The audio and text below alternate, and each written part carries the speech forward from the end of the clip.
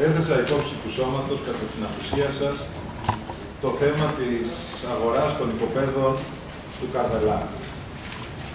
Και ζήτησα να ενημερωθώ από τη διοίκηση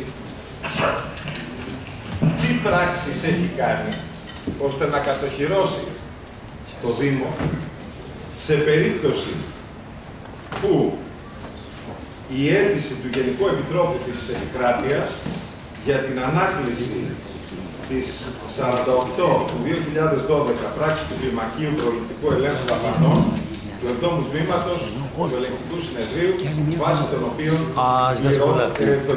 βάσει του οποίου πληρώθηκαν τα οικόπεδα αυτά.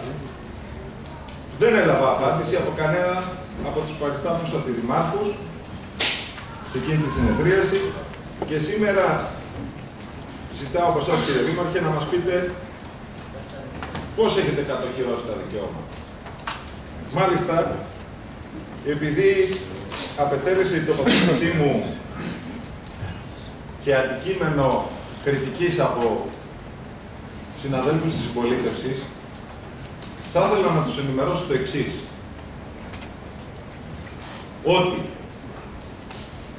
ο ένας από τους δύο δικηγόρους που χρησιμοποιήθηκαν για τον έλεγχο τίτλων και παραστάθηκαν στο συμβόλαιο του ενός από τα δύο ακίνητα, όχι μόνο δεν έχει πληρωθεί από το Δήμο, αλλά σήμερα η κυρία Μασούρογλου του επέστρεψε το τιμολόγιο λέγοντας ότι δεν μπορεί να το πληρώσει. Ενώ ο ίδιος έχει προκαταβάλει το ποσό που αντιστοιχεί στο δικηγορικό σύλλογο και έχει πληρώσει και το ΦΠΑ. Λέμε δηλαδή στο δικηγόρο που επειδή έτυχε να τον προτείνει ο Βαρβιτσιώτης, τον έχει αποκλείσει ο Δήμαρχος στις 350 αναθέσεις σε δικηγόρους που έχει κάνει μέχρι σήμερα. Υποθέσεων.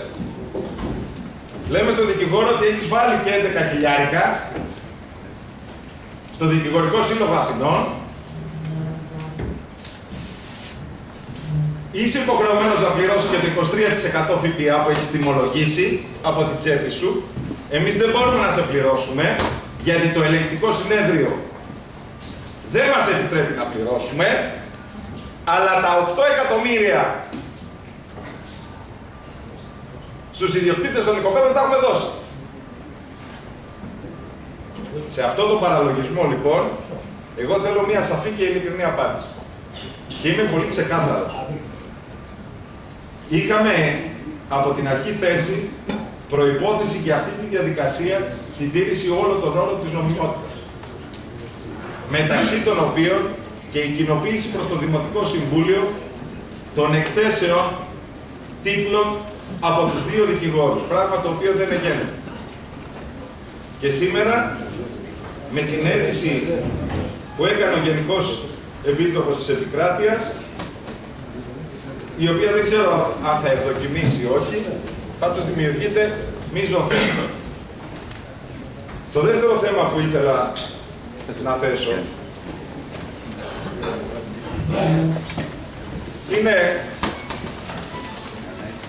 ότι σύμφωνα με αυτά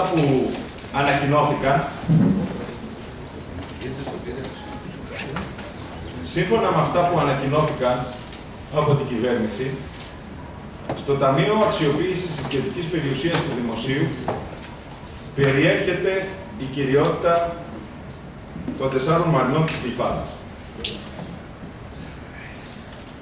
Οι μαρίνες της Γλυφάδας, ενώ θα μπορούσαν να ήταν ένα τεράστιο έσοδο για το Δήμο, το έχουμε συζητήσει πολλές φορές εδώ, δυστυχώς αποτελούν τόπο εγκατάλειψης, σε όποια και να έχει σκεφτεί. Τα τελευταία 2 χρόνια, παρότι έχουν περάσει κονδύλια στον προϋπολογισμό, δεν έχει εκταμιευτεί ούτε 1 ευρώ, ούτε για την ασφάλεια, ούτε για το φωτισμό, ούτε για την πυρασφάλεια, ούτε για τη σωστή λειτουργία και φύλαξη των χώρων αυτών. Και απαξιωμένος όπως είναι, σήμερα έρχεται το ελληνικό δημόσιο και λέει ότι εγώ θα προβώ στην αξιοποίησή τους, διότι προφανώς ο Δήμος μας αδυνατούσε πρώτα απ' όλα να τις αδειοδοτήσει ως μαρίνες, να πάρει δηλαδή την εγκεκριμένη άδεια του ΕΟΤ. Δεύτερον, να καταρτήσει μια σύμβαση με την κλιματική εταιρεία του Δημοσίου, ώστε να υπάρχει για την παραχώρηση η οποία είχε δοθεί βάσει του συντάγματος, οτιδήποτε βρίσκεται στον Αιγιαλό είναι δημόσια περιουσία.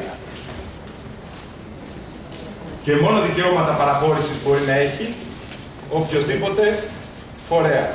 Είτε είναι δημοσίου δικαίου, όπως είναι η ΟΤΑ, είτε είναι ιδιωτικού δικαίου. Αυτά λοιπόν θα πρέπει να απορρέουν από μια σύμβαση. Ούτε οι προηγούμενες διοικήσεις συνολικά έχουν καταρτήσει μια τέτοια σύμβαση, ούτε η παρούσα διοίκηση κατέκτησε μια τέτοια σύμβαση με το ελληνικό δημόσιο. Και βέβαια δεν έκανε και καμία επένδυση με αποτέλεσμα σήμερα να βρίσκεται στη λίστα των ακινήτων προς αξιοποίηση. Θέλω να ξέρω λοιπόν από τον κύριο Δήμαρχο τι σκοπεύει να κάνει για να αντιμετωπίσει αυτή την εξέλιξη.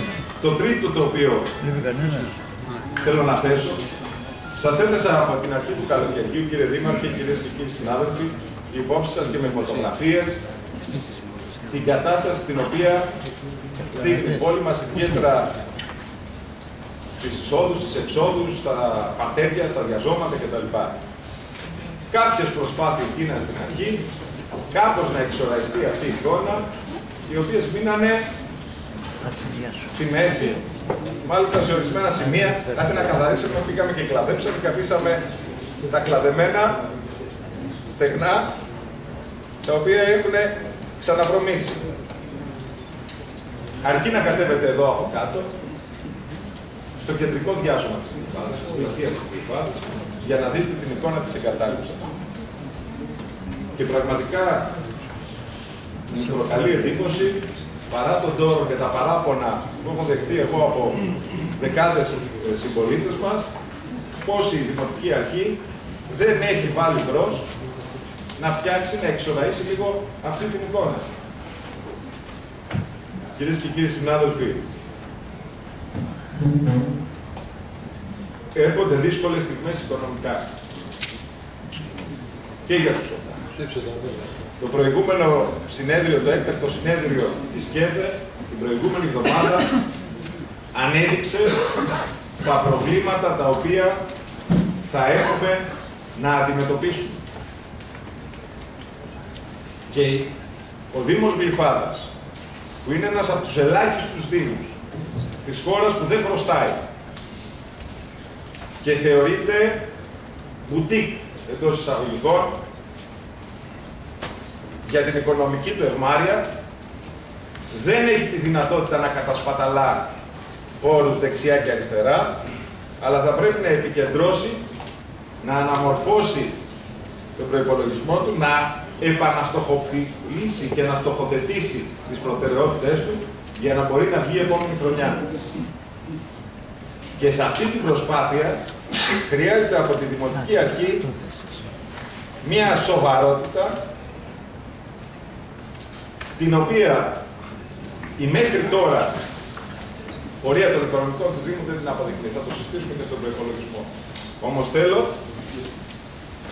να προκαλέσετε, κύριε Δήμαρχε, μία προφούντη συζήτηση για από την αρχή, μία συζήτηση για τον προϋπολογισμό του 2013. Για το ποιες θα είναι οι προτεραιότητές σας και πώς σκοπεύετε να αντιμετωπίσετε την δυσπραγία την οποία θα ζήσουμε το 2000, την οικονομική δυσπραγία που θα ζήσουμε το 2013. Ευχαριστώ.